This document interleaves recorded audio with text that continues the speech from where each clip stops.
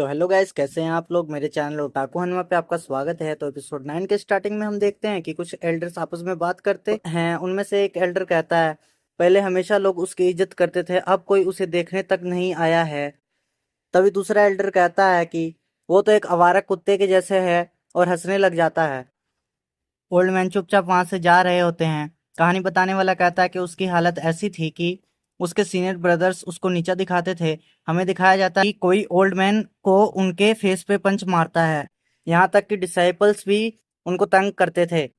Old man याद करते हैं कैसे ये चेन उनके लिए दूसरों से लड़ रहा था, और ये चेन की तरफ हंसते हुए देख के मन में सोचते हैं उन सीनियर ब्रदर्स और डिसाइपल के मुकाबले जो अपने मास्टर को धोखा देते हैं और अपने एल्डर्स का अपमान करते हैं, ये चेन वाकई में उनसे अलग है।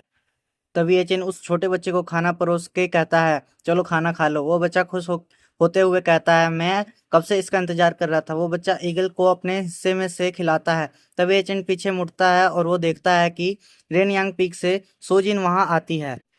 ये चेन उससे कहता है, क्या ये सिस्टर सू नहीं। वो सिस्टर सू से पूछता है, आपको यहाँ क्या खींच लाया।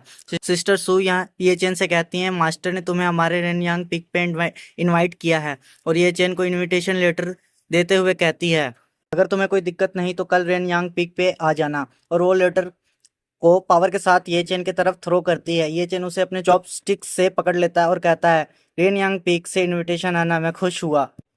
सिस्टर सू जाते हुए ये चेन से कहती है, मैंने तुम्हें लेटर दे दिया है, अब तुम्हें जो करना है तुम करो। और पीछे मुड़ के ये चेन से कहती है, ये मत सोचना कि झाओलोंग को हराने के बाद तुम इनविंसिबल हो गए हो। तुम्हें पता होना चाहिए हैंगयुए सेक्ट तुम्हें आसानी से डिस्ट्रॉय कर सकते हैं। यहाँ ऐसे बहुत से लोग हैं जो ऐसा कर सकते हैं। और वो वहां से चली जाती है और ये चेन चुपचाप खाना खाने लग जाता है। ओल्ड मैन ये चेन से कहते हैं, लड़के, रिंग यांग पिक आउटर गेट के 3 मेन पिक्स में से एक है, तो बस इसे एक्सेप्ट कर लो। अपने फ्यूचर को हाथ से मत जाने दो। ये चेन ओल्ड मैन से कहता है, एल्डर, मैं समझ गया। तभी वहां एक और लड़का आ जाता है जो टियान यांग पीक का फर्स्ट क्लोज्ड डूर डिसाइपल होता है, जिसका नाम युआन वेई था। वो ये चेन से कहता है, क्या तुम वही हो जिसने झाओलोंग को हराया है। ये चेन उससे कहता है, सीनियर ब्रदर, इतने देर रात मुझसे मिलने क्यों आए हैं। वो लड़का कहता है, कोई बड़ी बात नहीं, मैंने बस मास्टर की हेल्प करी है उनका मैसेज तुम तक पहुंचाने में। मास्टर ने कहा है कि तुम तियानयांग पीक के डिसाइपल बन सकते हो। ये चेन ये सुनकर नॉर्मल सा रिएक्शन देता है। वो लड़का ये चेन से कहता, तुम्हें आसमान की ऊंचाई और जमीन की गहराई का पता नहीं है, और तुम्हें डी यांग पीक को प्रोवोक किया है, तो इतना अनग्रेटफुल मत बनो। और ये बात कहकर जाने लग जाता है। तभी एचन सोचता है, ये काफी अजीब है। 2 दिन पहले मुझे कोई एक्सेप्ट नहीं कर रहा था, और अब सब मुझे अपने साथ मिलाना चाहते हैं। तभी वो लड़का पीछे मुड़कर कहता है, मेरे टियान यांग पीक के नज़रों में तुम कुछ भी नहीं हो। और वो वहां से चला जाता है। तभी ओल्ड मैन कुछ कहने वाले होते हैं। तभी ये चेन उनसे कहता है, एल्डर, मुझे पता है आप क्या कहने वाले हैं। शायद मैं एक बैकअप ढूंढ रहा था, लेकिन जैसा आप देख सकते हैं, वो लोग मुझे कितना नीचा देखते हैं। अगर मैं उनका डिसाइपल बनने के लिए मान जाता हूँ, तो क्या मैं अपने लिए मुसीबत नहीं बुला रहा। मुझे सेक्ट के बारे में सब कुछ पता है। ये एक मतलबी दुनिया है जहाँ ताकतवर को इज्जत दी जाती है। हालांकि मैं सिर्फ एक आउटर डिसाइपल हूँ। मैं तीन मेन पीक्स को ज्वाइन नहीं करना चाहता। बस अपनी पूरी कोशिश करो, अपने आप को तकलीफ मत दो। ओल्ड मैन कहते हैं, ओल्डर जनरेशन की टीचिंग्स को यंगर जनरेशन याद रखती है।